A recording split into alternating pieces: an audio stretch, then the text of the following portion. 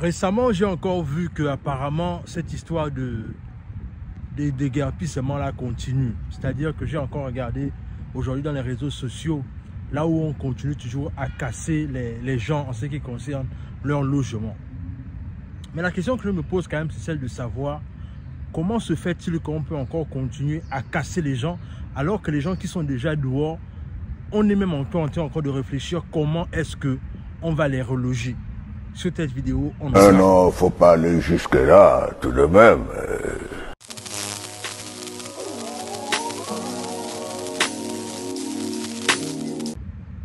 Salut, moi c'est Warren et bienvenue dans ma chaîne Vestige. Ici, on parle développement personnel, on parle d'entrepreneuriat, on parle d'immigration aux États-Unis, au Canada et on parle également de géopolitique. Ce sont des thématiques qui vous parlent de choses à faire. La première, tu t'abonnes à la chaîne et tu partages la vidéo autour de toi. La deuxième, tu nous suis à travers nos réseaux sociaux, notamment Facebook, TikTok et Instagram.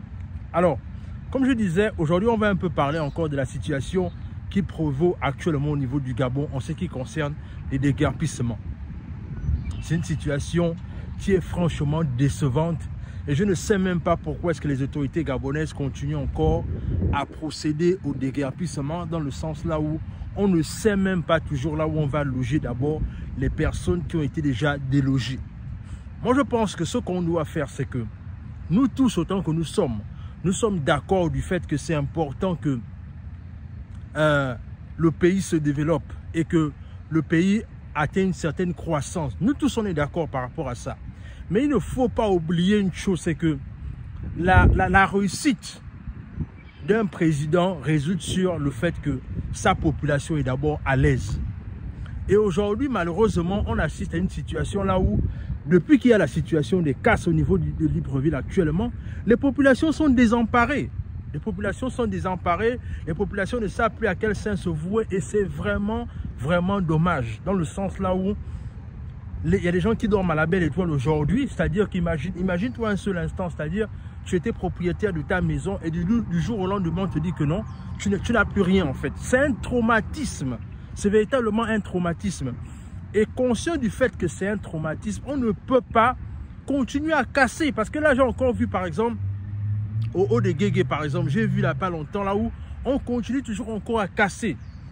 Et je me pose la question de savoir si d'abord même les gens qu'on a cassés du côté de l'Assemblée nationale, de l'Assemblée qu'on a cassé et qu'on n'a pas encore trouvé une solution par rapport à ces personnes-là, pourquoi est-ce qu'on continue encore à casser? C'est vraiment mon indignation. Je ne sais pas pourquoi est-ce que les autorités continuent toujours à casser. Pourquoi? Faut d'abord qu'on prenne d'abord le temps de se dire que si il doit y avoir des prochaines casses, c'est dans le sens là où on saura d'abord au préalable, là où on va mettre ces personnes-là en fait. Mais on ne peut pas continuer. On a d'abord une contention en ce qui concerne la situation de derrière l'Assemblée nationale et l'ambassade de Chine qui est déjà cassée. Et ces personnes-là sont à la belle étoile et on continue toujours à casser encore dans d'autres quartiers. Pourquoi est-ce qu'on est en train de faire des choses comme ça, mon Dieu? Qu'est-ce qui ne va pas? Qu'est-ce qui se passe au niveau du pays actuellement? Et comme dit quelqu'un, qu'est-ce qui se passe en République gabonaise? Pourquoi est-ce qu'on continue toujours à faire des casses? C'est quoi le problème en fait? Moi je ne sais pas, c'est dû à quoi? Je ne sais pas. C'est-à-dire que j'essaie de réfléchir dans ma tête en me disant que bon, s'ils essayent de continuer à faire les casses, c'est parce que... Mais je trouve qu'il y a, peu importe les explications qu'ils veulent donner actuellement, les explications là ne sied pas parce qu'il y a d'abord un contentieux en ce qui concerne les gens qui sont du côté de derrière l'Assemblée nationale, qu'on n'a pas d'abord relogé. Pourquoi est-ce qu'on continue d'abord encore les casses? Et de sur quoi? Imaginez-vous un seul instant, on est dans une phase là où c'est la fin d'année, il y a les examens de fin d'année. C'est-à-dire, moi ce que je pense qu'on devait faire, c'est qu'on devait d'abord laisser les enfants passer leurs examens de fin d'année et faire des campagnes de sensibilisation intensives en ce qui concerne le fait que tel ou tel quartier sera cassé. Mais tout en laissant un délai au moins de 1 mois ou 2 mois aux populations afin de se préparer en fait. Est-ce que vous voyez l'affaire? C'est-à-dire que il ne faut pas seulement que on ait la pédagogie de communiquer que lorsqu'il s'agit des élections, quand il s'agit de dire qu'il faut aller voter, il faut aller s'enregistrer dans les listes électorales, c'est là où on prend la peine de communiquer avec le peuple tout le temps en disant qu'il faut aller voter, il faut aller voter. Mais quand il s'agit également de pouvoir faire en sorte que en ce qui concerne par exemple les déguerpissements comme ça, on aurait dû faire en fait des campagnes de sensibilisation dans ce sens-là, c'est-à-dire que des communiqués hebdomadaires tout le temps là, après le journal ou même pendant le journal en fait. Mais non, il n'y a pas ce genre de communication là. Et franchement, c'est vraiment dommage. C'est vraiment dommage. C'est-à-dire que moi, je pense même que le président Oligui, il faut vraiment, c'est-à-dire, moi, je ne sais même pas comment dire ça, mais c'est vraiment dommage. Vous n'avez pas besoin de ce genre de choses-là. Voilà pourquoi j'ai dit la dernière fois à quelqu'un que on est dans une phase là où au Gabon, actuellement, malheureusement, tout se multiplie. On n'a même pas encore cherché à finir de comprendre ce qui se passe avec la situation de Bagné, que déjà on fait face aux casses. Demain, ce sera quoi? Et la chose la plus triste dans cette histoire, c'est que le président Oligui n'a même pas encore fait 3 mois au pouvoir, qu'on a déjà toutes ces difficultés-là. C'est quoi le problème? En fait, parfois, je me pose la question de savoir, au final, à quoi servent les conseillers du président de la République? Est-ce que ces conseillers-là ne sont pas connectés à ce qui se passe au pays?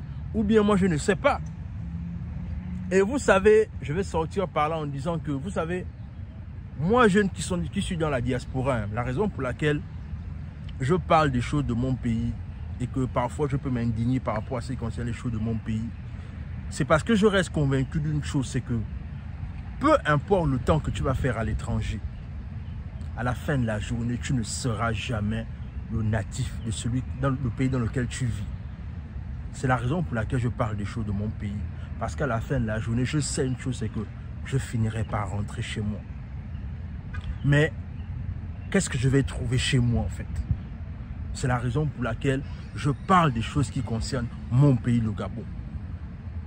Et il faut vraiment que les gens qui sont dans la diaspora aussi comprennent cette nécessité de s'impliquer dans les choses de leur pays. Ne vivons pas en Occident comme si, on va faire comme si on était né en Occident. Non, on n'est pas né en Occident. Encore une fois, je répète, peu importe le temps que tu vas faire à l'étranger, rappelle-toi que tu n'es pas de ce des pays dans lequel tu vis. Moi, c'est la raison pour laquelle je parle des choses du Gabon. Parce que franchement, moi, ça me dépasse ce que je suis en train de voir actuellement. C'est-à-dire, moi, je regarde le journal presque tout le temps. Quand j'ai le temps, je regarde le journal presque tout le temps. Et quand je regarde ce qui se passe actuellement au journal, je trouve que franchement, c'est compliqué. Je pense que c'est compliqué et que la population attendait tout, sauf ce qui est en train de se passer là. Et c'est la raison pour laquelle je prends le temps de parler de ça. Donc, il faut vraiment, moi je souhaite véritablement que les autorités se ressaisissent. Que les autorités gabonaises se ressaisissent et que véritablement on arrête de pouvoir opprimer le peuple de la sorte. Le peuple a déjà assez de problèmes comme ça. Il y a des problèmes, genre les problèmes de santé, les problèmes de se nourrir, les problèmes d'électricité, les problèmes d'eau. On ne peut pas encore, au-dessus de ça, ajouter encore les problèmes de logement. C'est-à-dire que quelqu'un avait déjà son toit, on va encore venir le casser. Alors qu'on, non seulement on vient te casser, mais on ne sait même pas là où on va te reloger. Est-ce qu'on a besoin de ça actuellement? Et surtout une chose, c'est que pourquoi favoriser le fait qu'on veut commencer à urbaniser la ville alors que les problèmes les plus essentiels comme étant l'eau et l'électricité n'ont pas encore trouvé des solutions définitives. Donc, en tout cas, moi, ce que je voulais vraiment partager avec vous, dis-moi ce que cette vidéo t'inspire dans les commentaires, mais actuellement, quand je vois ce qui se passe au niveau du pays, c'est pas bon, quoi. À plus.